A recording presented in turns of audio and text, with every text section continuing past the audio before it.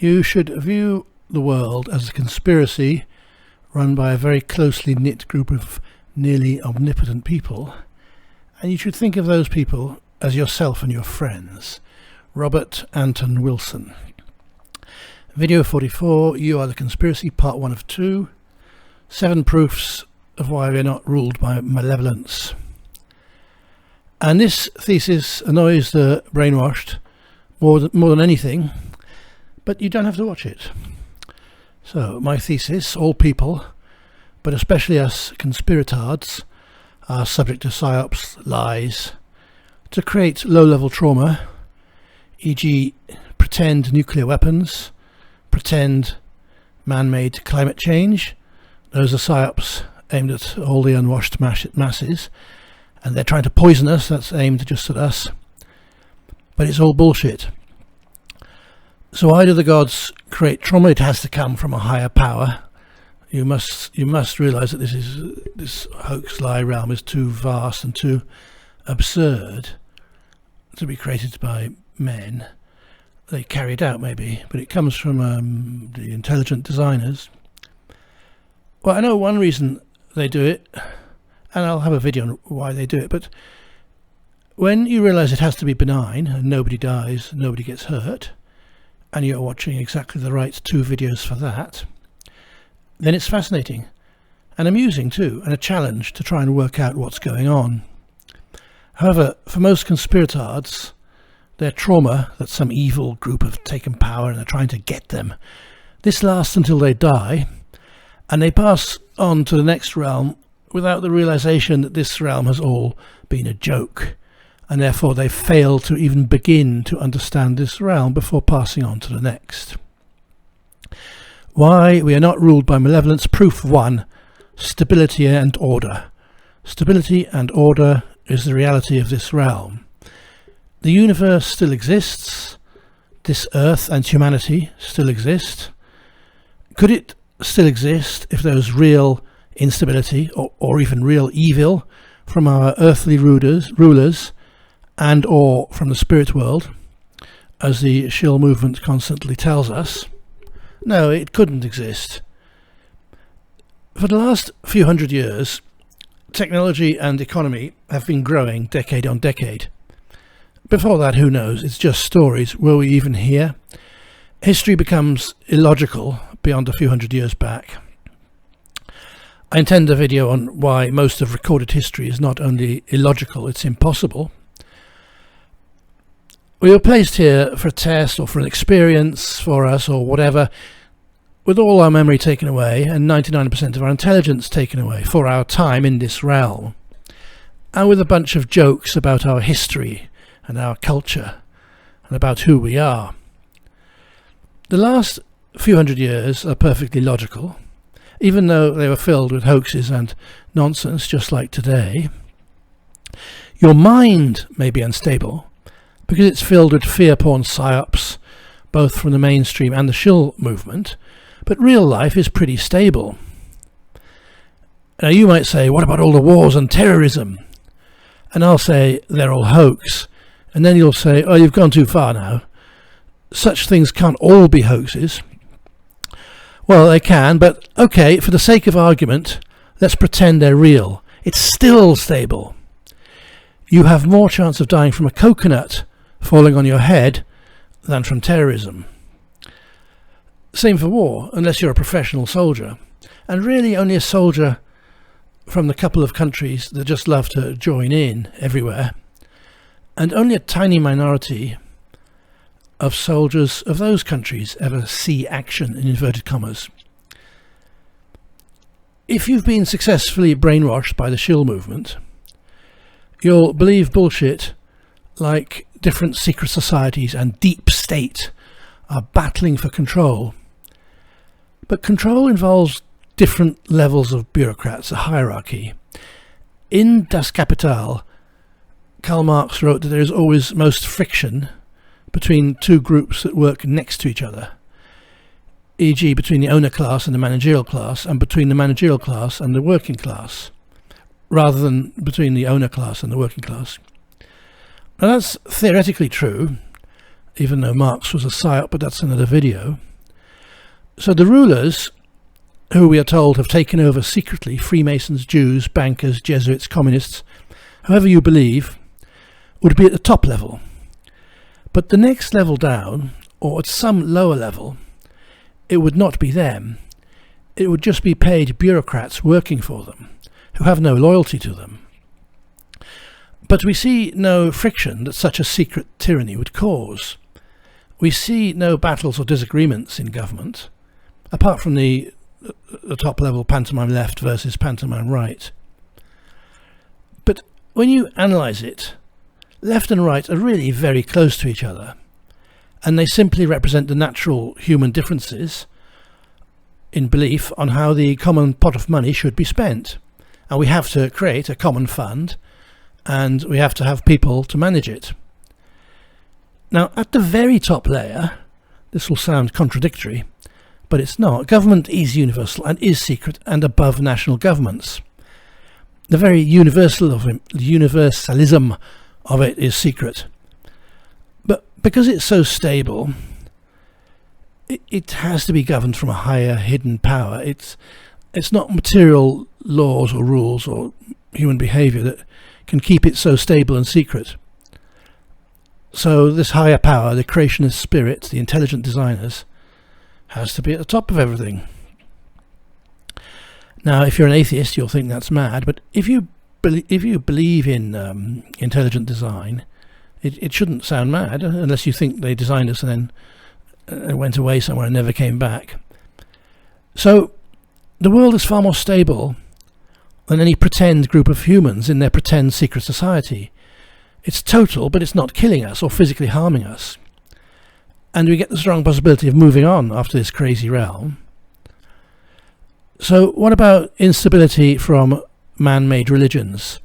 Shouldn't Satan be causing Mercury to smash into the sun or Mars to smash into Earth? In the polytheistic religions, it's not Satan, but evil gods fighting the good gods. Eastern religions, Western religions, it's all written by the system as just more psyop. We should, if there was evil gods and a Satan, we should really spend every day in absolute terror. But we don't. And it all looks very stable to me. Proof 2. Our secret evil rulers could not possibly be so utterly pathetic if they existed, which they don't. How come we're still happy and healthy and we're talking freely about them? How come we're not dead with all the horrors they're supposedly doing to us? According to which particular shill you worship, they're supposedly poisoning us with chemtrails or vax, or irradiating us with 5G, putting nanochips inside us, or gang stalking us, or giving us the mark of the beast, or building FEMA camps to imprison us, starve us, or have a reset where most will have to die, or 1,000 other things they talk about, including forcing a sex change on us by corrupting our food and water. They're supposed to rule the world. Now, they'd have to be brilliant if they've secretly taken over the world, but they'd also have to be pathetic if they're supposed to be killing us or harming us. They can't be both brilliant and pathetic if they existed, which they don't. If there was a secret evil government, it would be very simple to get rid of us. If I was Jacob Rothschild, who we are told owns most of the world, I would not be so pathetic. If you've been brainwashed with another pretend secret world leader, for example the Pope, or the Superior General of the Jesuits or King Charles, you can insert him here in place of Rothschild. So if I was Rothschild, I'd buy up all the water bottling plants. Reservoirs are government, so they're already supposedly under my control, and I'd poison them. Very simple, but nobody wants to slaughter or harm anybody. Nobody wants a mass extinction or a reset, a common shill meme originating in the flood in the Bible. And Jacob Rothschild doesn't even exist. He's just a character in a pantomime, an actor. And Jacob is the same actor that plays Edward, Duke of Kent, who is a leading Freemason. Now, this is a different Edward to Prince Edward, the king's brother.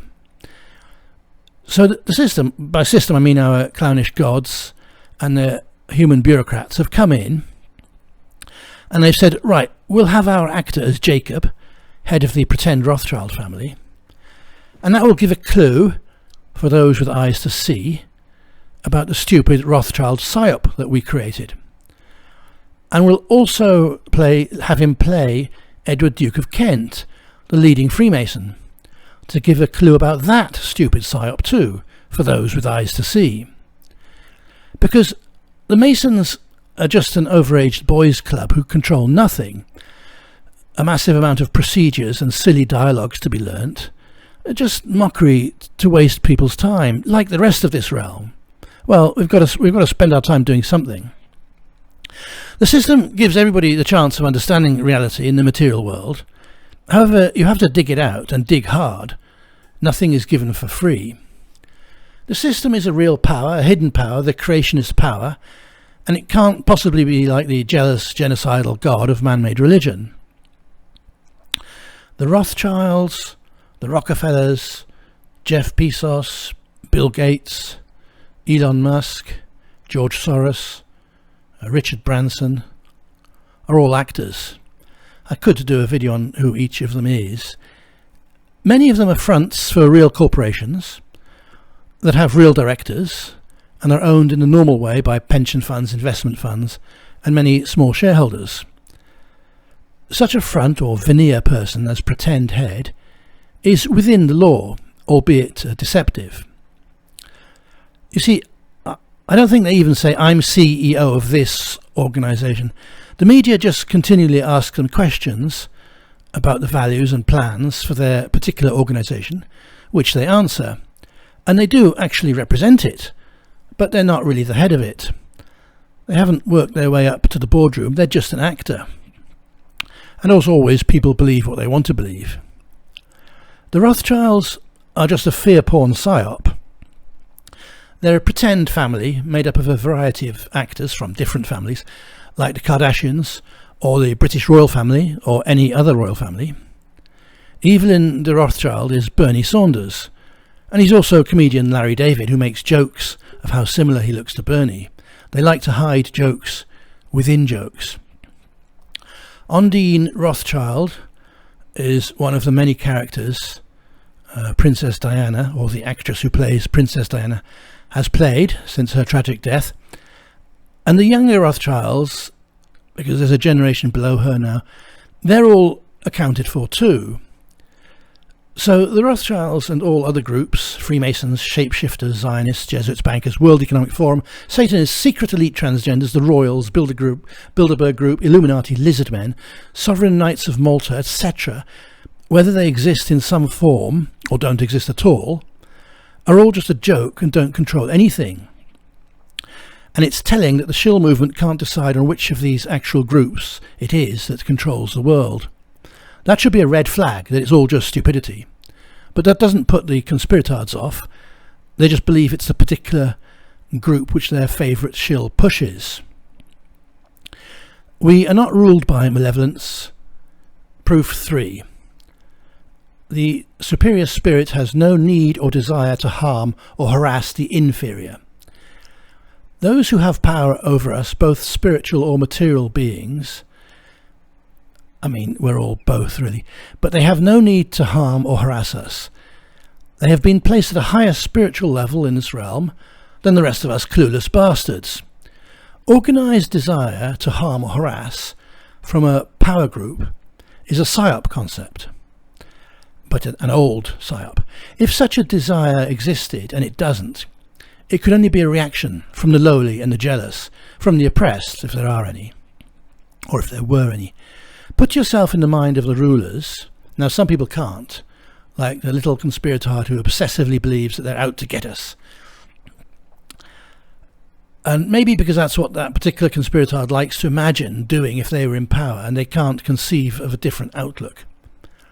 Now, firstly, everybody believes at first in a secret evil group in power when they discover this realm of hoaxes. It's a natural corollary. A belief that may last a year or two as they are consumed with discovering new hoaxes. But those who believe they are oppressed by organised evil for any length of time are only the bitter, the jealous, and it's tragic because it ruins their life. The organised evil psyop is aimed at everybody. It's in all types of fiction, starting with the Bible to James Bond and much more modern fiction, and it's very hard to deprogram anybody out of it. Thanks for watching. Part 2 follows, but I don't know when.